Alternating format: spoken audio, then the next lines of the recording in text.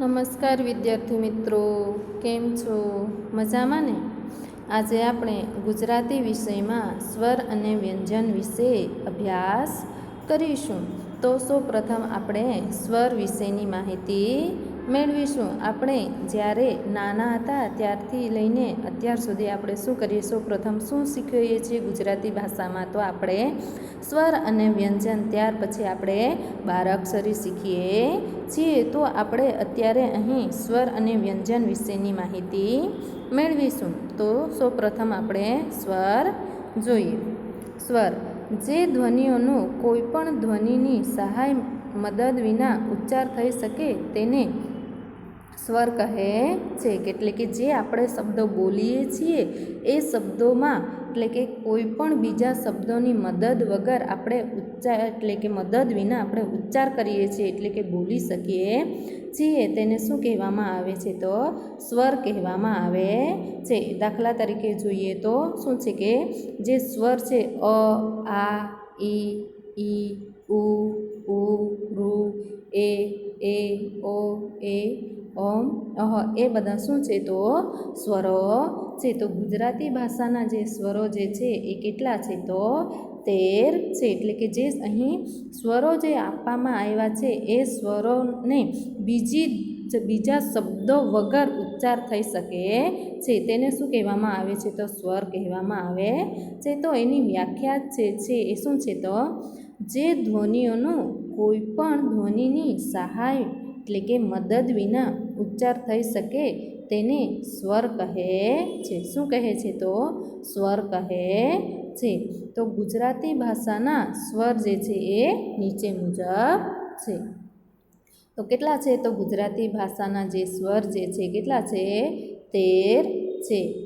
અ, આ, આખો, એટલે કે અર્ધો ઈ, ત્યાર પછી આખો ઈ, અર્ધો ઉ અને આખો ઉ, ઋ, એ, ઓ, બે માત્રા અહમ, એટલે કે માથે મીંડું, અહ એટલે કે બે પાછળ ટપકા, એટલે કે અહ. તો ગુજરાતી ભાષાના જે સ્વર જે છે એ કેટલા છે? તો 13 છે. કેટલા છે? 13 છે. આપણે જે, એટલે કે જે ધ્વનિઓનો ઉચ્ચાર જે છે એ શું કરીએ છીએ કે બીજી ધ્વનિનો મદદ વિના ઉચ્ચાર કરી શકીએ છીએ, તેને શું કહેવામાં આવે છે? તો સ્વર કહેવામાં આવે છે. શું કહેવામાં આવે છે? તો સ્વર કહેવામાં આવે છે. તો ગુજરાતી ભાષાના જે સ્વર જે છે એ કેટલા છે? તો 13 છે. હવે આપણે શું જોઈએ? વ્યંજન. વ્યંજન જેનો ઉચ્ચાર સ્વરની મેળવણીથી થઈ શકે તેવા વર્ણને વ્યંજન કહે છે. એટલે કે ઉપર જોઈ ગયા તે પ્રમાણે આપણે જે ઉપરના સ્વરોને મેળવણીથી, એટલે કે બે ભેગા મળીને જે વર્ણો બને છે તેને શું કહેવામાં આવે છે? તો વ્યંજન કહેવામાં આવે છે. એટલે કે જે મૂળાક્ષરો જે છે એને શું કહે છે કે વર્ણને વ્યંજન કહેવામાં આવે છે. એટલે કે જેનો ઉચ્ચાર જે છે, એટલે કે આપણે જે પ્રમાણે બોલીએ છીએ પાછળના શબ્દોનો જે ઉચ્ચાર થાય છે એ સ્વરોની મેળવણીથી થઈ શકે તેવા વર્ણને શું કહેવામાં આવે છે? તો વ્યંજન કહેવામાં આવે છે. તો વ્યંજન જે છે એ કેવી રીતે બને છે, એટલે કે સ્વરોની મેળવણી કેવી રીતે થાય છે તે અહીં આપણે ઉદાહરણ તરીકે જોઈશું. એટલે કે દાખલા તરીકે ક પ્લસ અ, એટલે કે આપણે જે ક બોલીએ છીએ એ ક બોલતાની પાછળ જે શબ્દો, કયો શબ્દો લાગે છે? તો અ શબ્દો લાગે છે. કયો શબ્દો લાગે છે? તો અ શબ્દો લાગે છે. તો કયો શબ્દ બોલીએ છીએ કે પાછળ આપણે ક બોલીએ છીએ તો એની પાછળનો શબ્દ જે ઉચ્ચાર જે છે એ કયો થાય છે? તો સ્વરનો ઉચ્ચાર જે થાય છે, એટલે કે કયો શબ્દ બને છે અહીં? ક. ત્યાર પછી કા બોલીએ છીએ તો ક બોલીએ છીએ એની પાછળ આપણે આ જે છે, એટલે કે આ જે કયો સ્વર લાગે છે? તો આ સ્વર લાગે છે. કયો સ્વર લાગે છે? તો કાની સાથે આ સ્વર જે છે એ પાછળ લાગે છે. તો કયો શબ્દ બને છે? તો કા શબ્દ બને છે.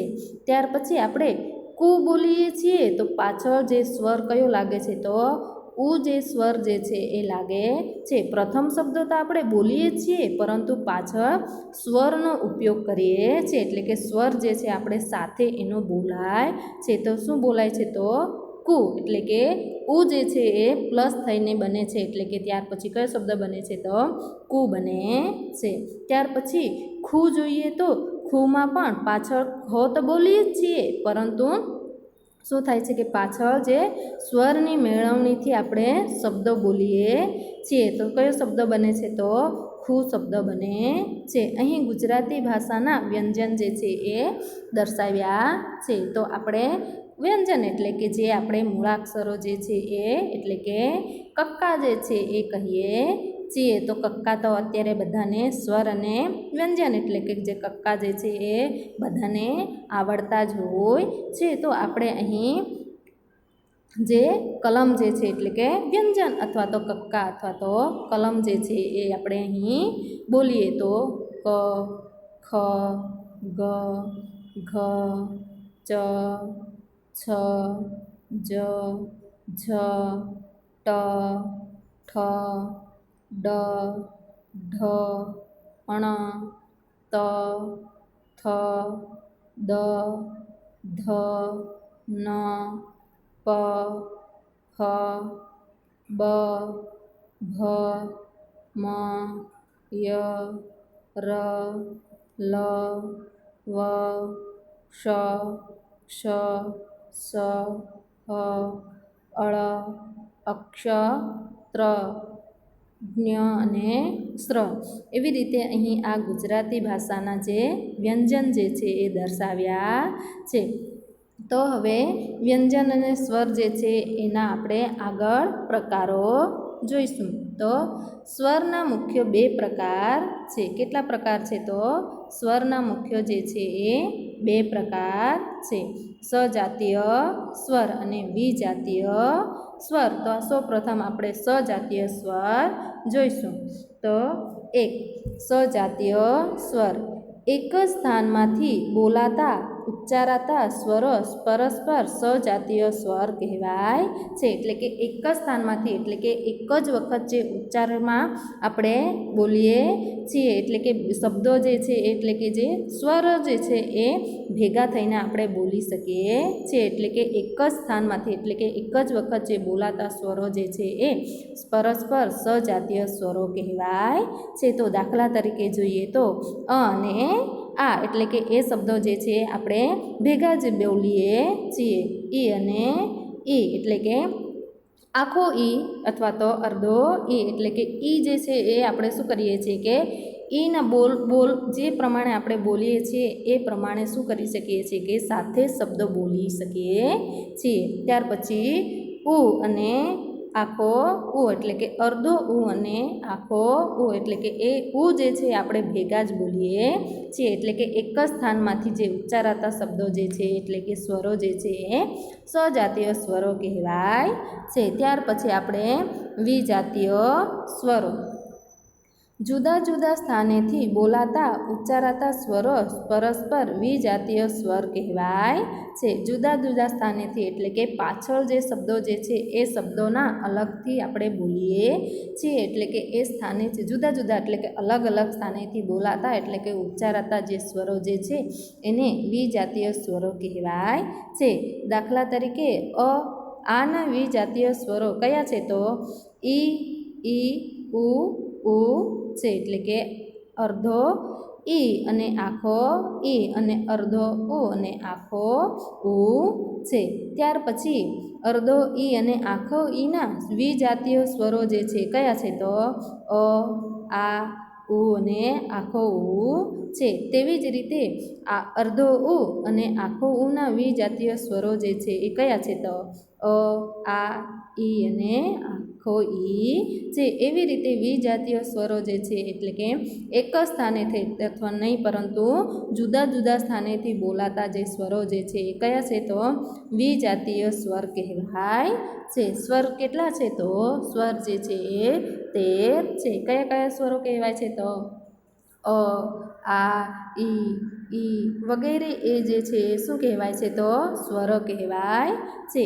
તેવી જ રીતે આપણે હવે શું જોવાના છે તો વ્યંજન જોવાના છીએ. તો વ્યંજનના હવે આપણે પ્રકારો જોઈએ તો એટલે કે વ્યંજન જે છે કોને કહેવામાં આવે છે તો મોં કે નાકમાંથી ધ્વનિ રૂપે સંભળાતું જે વાયુ રૂપે મોજું હોય છે એ આંશિક રીતે અવરોધાઈને બહાર આવે છે તેને શું કહેવામાં આવે છે તો વ્યંજન કહેવામાં આવે છે. એટલે કે વ્યંજન એટલે કે અંજન અથવા તો આંજવું અથવા તો મેળવણી કરવી. જેવી રીતે આપણે શું કરીએ છીએ કે જે શબ્દો હોય છે એ શબ્દોની મદદથી આપણે શું કરીએ છીએ કે સ્વતંત્ર ન ઉચ્ચારાય પણ સ્વરની વિશિષ્ટ રીતે મેળવણીથી કરવી પડે તેને શું કહેવામાં આવે છે તો વ્યંજન કહેવામાં આવે છે. તેવી રીતે અહીં આ વ્યંજનના પ્રકારો આપવામાં આવ્યા છે. તો એક જોઈએ તો ઘોષ વ્યંજન. તો એની વ્યાખ્યા જોઈએ તો જે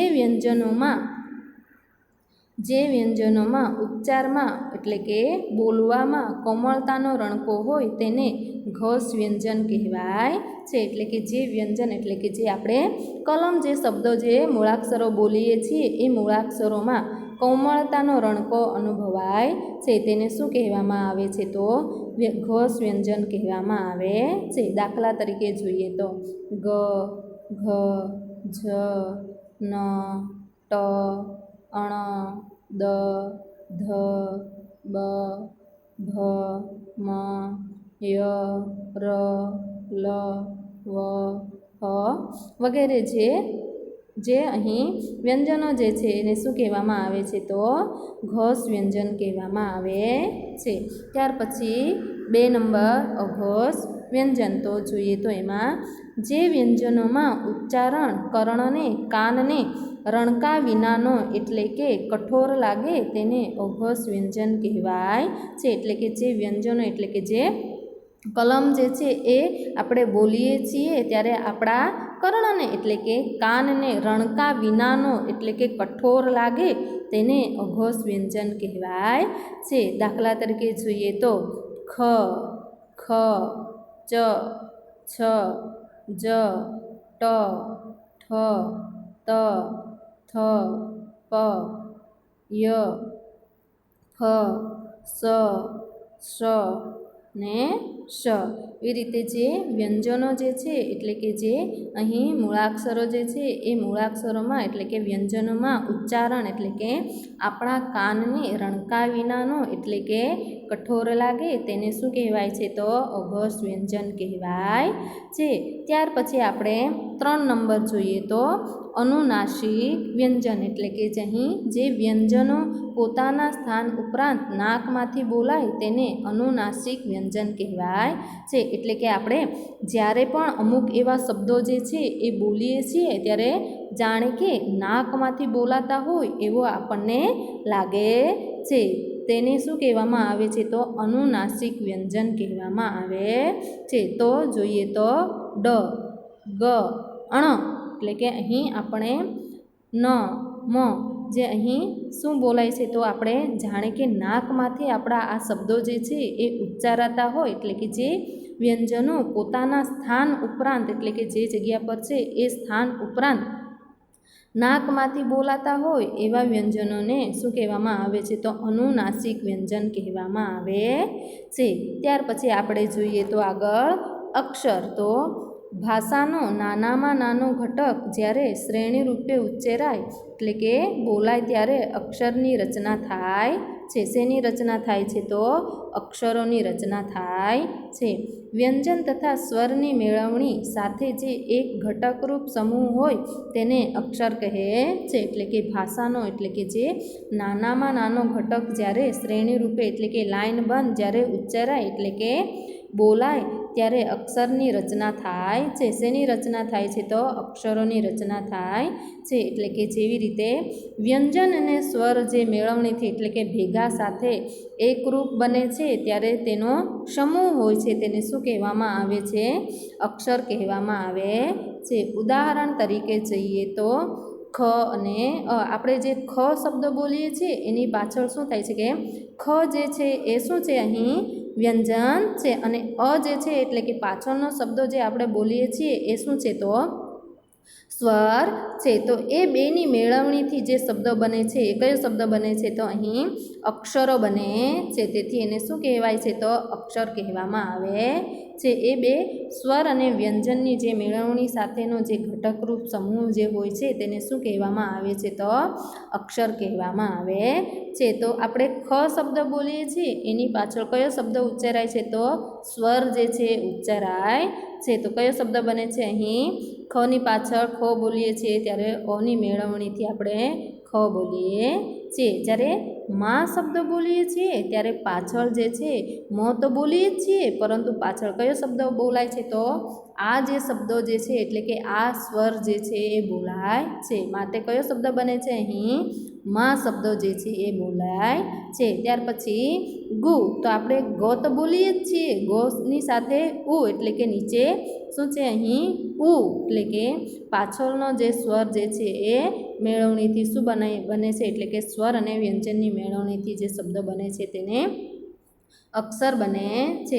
માટે અહીં કયો શબ્દ બન્યો છે? તો ગુ શબ્દ બન્યો છે. ત્યાર પછી ચુ. તો અહીં ચુની પાછળ પણ શું છે? અહીં સ્વર જે છે એ લાગે છે. માટે કયો શબ્દ બન્યો છે? ચુ. ત્યાર પછી પી. તો આપણે જે પ્રમાણે બોલીએ છીએ એ પ્રમાણે પાછળ કયો શબ્દ બને છે? તો ઈ શબ્દો જે છે એ લાગે છે. એટલે કે અર્ધો ઈ જે છે એ લાગે છે. માટે કયો શબ્દ બને છે? તો પી.